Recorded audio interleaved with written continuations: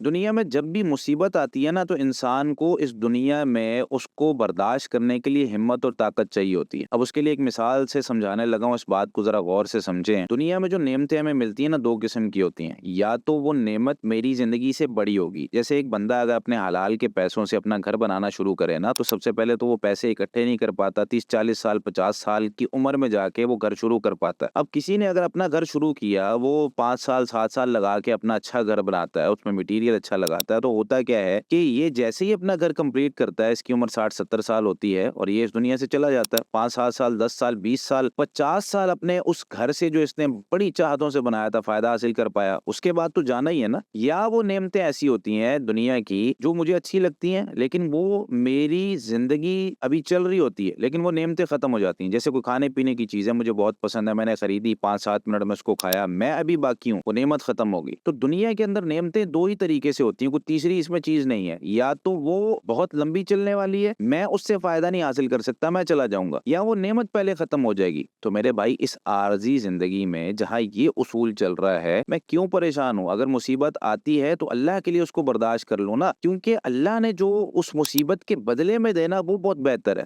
تو اس لیے مصیبت جب بھی آئے اس کو اس نظریے کے ساتھ کہ اے اللہ، یہ ویسے بھی عارضی تھی، تو نے پہلے لے لی، کوئی بات نہیں، مجھے اس کے بدلے اجر صحیح دے دینا۔